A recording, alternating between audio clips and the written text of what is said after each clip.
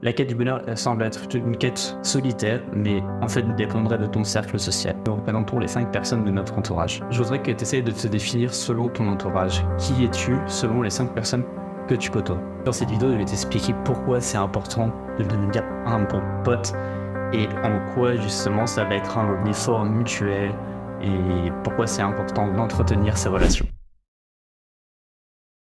Nous sommes des êtres sociaux par nature. Faut que tu te dises que tout ce que tu as autour de toi, c'est quelqu'un qui te l'a apporté.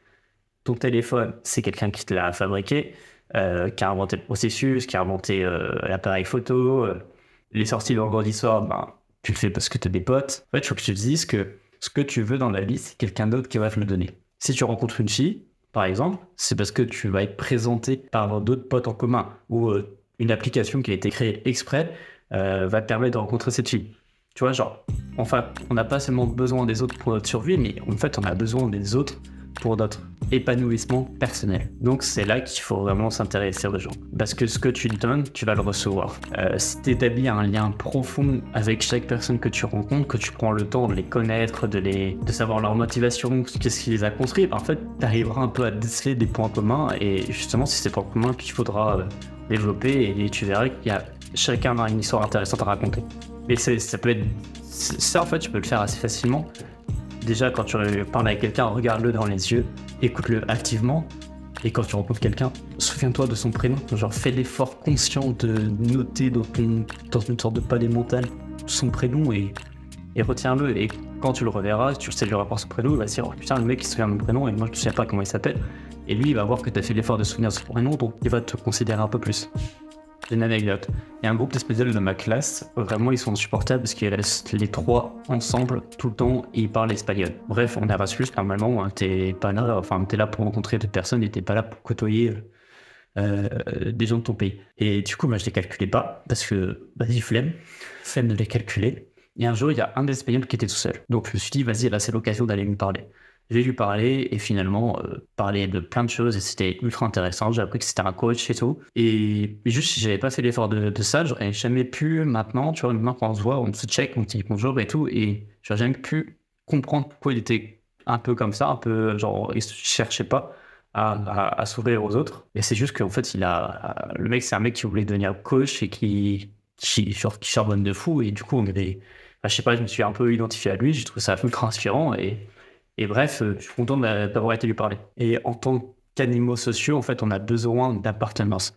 On a besoin de se sentir aimé et d'appartenir à un groupe. Tu peux regarder pratiquement tout le monde, enfin, toutes les grandes entités ont besoin de s'apparenter à quelque chose. Mais c'est d'une manière plus ou moins consciente. Par exemple, les infirmières qui vont mettre une blouse blanche pour justement montrer qu'elles sont infirmières, même les pompiers, parce que justement, tu vois, tu t'appartiens à une communauté, t'appartiens à ce groupe. En fait, quand tu as des valeurs, montre-les.